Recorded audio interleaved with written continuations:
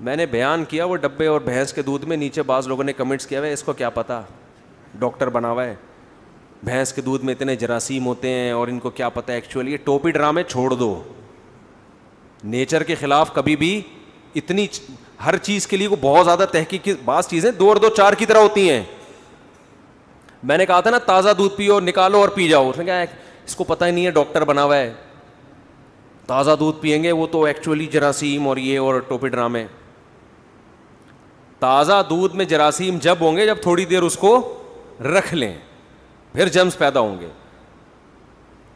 اور اگر کوئی ڈاکٹر کہتا ہے نا ادھر دودھ نکال کے فوراً پینا نقصان دہ، وہ ڈاکٹر غلط کہہ رہا ہے. سمجھتے ہو؟ پیغمبروں نے پیا بھائی ایسے ہی. ہمارے نبی اسی طرح دودھ پیتے تھے، بکری کا دودھ نکالا اور فوراً پی گئے. پیغمبر غلط کبھی کوئی ایسا کام نہیں کرتے جو صحت کے لیے نقصان دہ ہو. تمام پیغمبروں نے ایسے ہی دودھ پیا ہے. حلب الشاتا. ہاں جب یہ دکان پہ آ گیا تو پتہ نہیں کتنے ٹائم کے بعد گوالوں کے پاس آیا بھینس سے نکل کے. جو بھینس نے دیا تھا وہ سچی مچی کا تھا.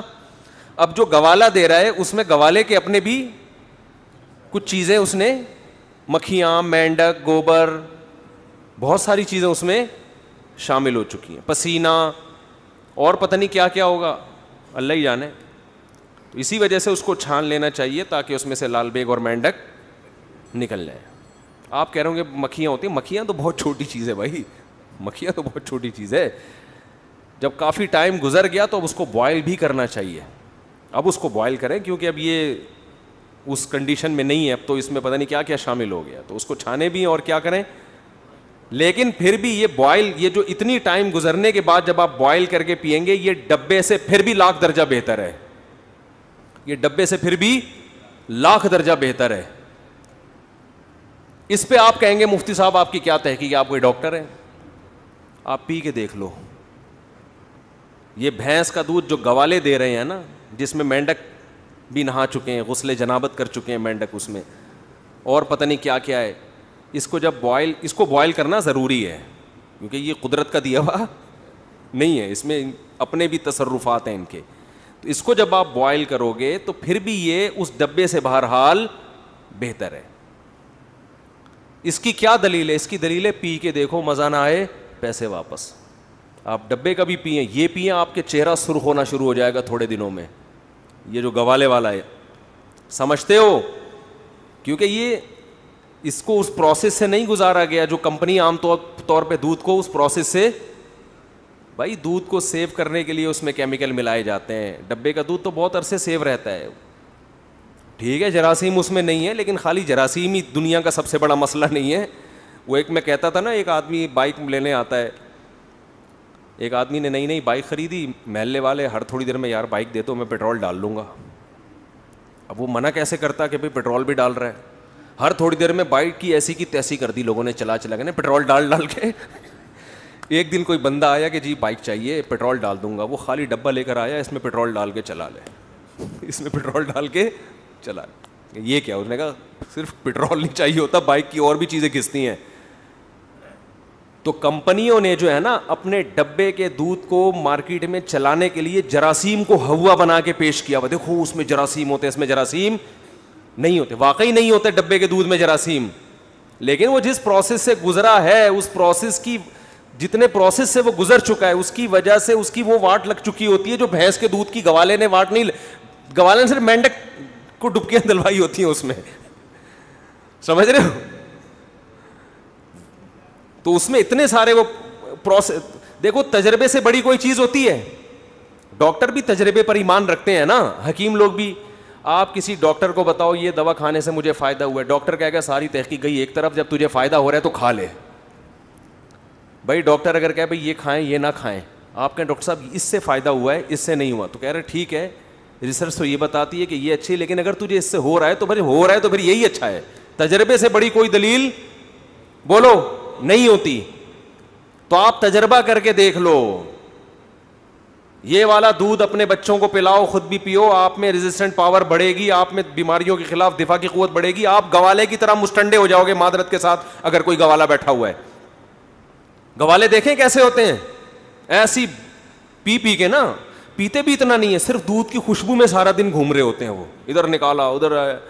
وہ خوشبو سے اتنا کچھ ہوتا ہے کہ وہ بھی تھوڑے دنوں میں کیسے گول مٹول ہو جاتا ہے, ایسی پاور ہوتی ہے ان کی ہاتھ میں. تو ڈبہ ڈبہ ہوتا ہے, سمجھ رہے ہو. تو بچوں کو بھی یہ پلایا کرو, گائے کا بھینس کا دودھ تازہ پلاؤ, سب سے بہتر ہے. جب دودھ کو بوائل کرتے ہیں تو وہ قدرتی حالت پہ نہیں رہتا, اس میں ظاہر ہے وہ ملائی الگ ہو جاتی ہے. جو ایک قدرت نے کمبینیشن بنایا ہے وہ تو گاڈ, خدا کا تحفہ ہے نا انسانوں کے لیے. آپ جب اس میں چینجنگ کریں گے تو ظاہر ہے پھر وہ چیز نہیں رہے گی اس کے اندر. دودھ اتنی زبردست چیز ہے, اللہ نے بڑے اہتمام سے دودھ کی تعریف کی ہے قرآن مجید میں. وَإِنَّ لَكُمْ فِي الْأَنْعَامِ لَعِبْرَةً, تمہارے لیے ان جانوروں میں عبرت کا سامان ہے. نُسْقِيكُم مِّمَّا, ہم پلاتے ہیں. ہم دودھ کی نسبت اللہ کس کی طرف کر رہے ہیں؟ سب کچھ ہی اللہ دیتے ہیں, لیکن دودھ کو اللہ ایک تو اس اسقی بھی نہیں ہے. اسقی کا مطلب میں پلاتا ہوں, اور یہ بھی نہیں اللہ نے کہا گائے پلاتی ہے تمہیں, یا بھینس پلاتی ہے, بکری پلاتی ہے. نا نا نا نا نا نا نا, ہندوؤں سے یہی تو گڑبڑ ہوئی ہے. ہندوؤں نے کہا گائے دودھ پلاتی ہے لہذا گائے کی عبادت کرو. اللہ نے کہا گائے نہیں پلاتی. کون پلاتا ہے؟ میں پلاتا ہوں, گائے کو میں نے بنایا. تو کیا شان سے اللہ نے دودھ کی تعریف کی ہے. اسقی نہیں کہا, اسقی کا معنی میں پلاتا ہوں نہ, نسقی ہم پلاتے ہیں. ہم جب کوئی بڑا آدمی دعوت کرتا ہے تو چھوٹی چیز کھلاتا ہے یا بڑی چیز کھلاتا ہے؟ ارے کسی سیٹھ نے آپ کی دعوت کی, بڑی پرتکلف, آپ کو بھائی سیٹھ صاحب ہے بھائی, یہ تو بہت بڑا آدمی ہے, اس کی دعوت میں جائیں گے تو کیا ہوگا. آپ گئے تو اس نے دال چاول لا کے رکھ دیا آپ کے سامنے. میں تو خوش ہوں گا کیونکہ میں تو دال چاول شوق سے کھاتا ہوں, لیکن ایک عام آدمی بولو خوش نہیں ہوگا. یار یہ ہم تو آئے تھے بکرے ہوں گے اور یہ کیا رکھ دیا اس نے.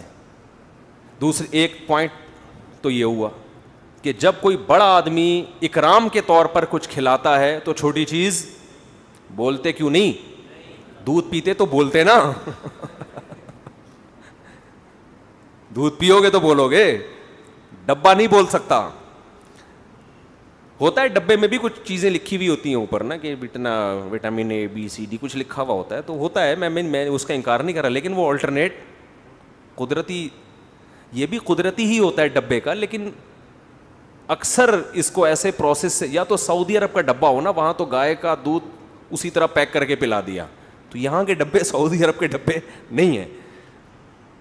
بعض دفعہ ایسا ہوتا ہے بالکل وہ نیچرل اس میں ہی پیکنگ کر لی جاتی ہے, کوئی کیمیکل نہیں ہوتا, وہ تو پھر وہ تو اوریجنل ہی ہے.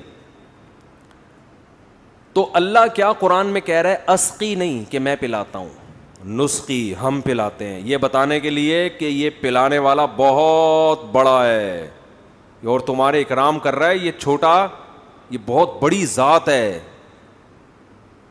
وہ تمہارے اکرام کر رہی ہے. نسخی ہم پلاتے ہیں.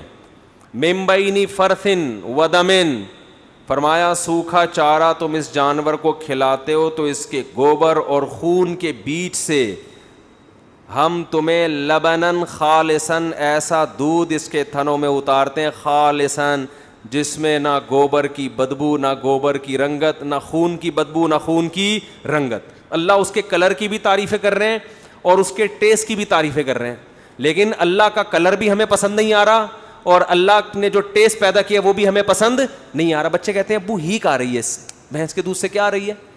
بچوں کو دیسی گھی سے آج کل کیا آ رہی ہے؟ ہیک آ رہی ہے. تھو تھو ایسے کر رہے ہوتے ہیں بچے. جو خوشبودار دودھ اور خوشبودار گھی ہے آج کل برگر فیملیوں کے بچوں کو اس سے کیا آ رہی ہے؟ یہ ہے آرٹیفیشل کا نقصان. سمجھتے ہو پاپڑ کھانے کا یہ کیا ہے؟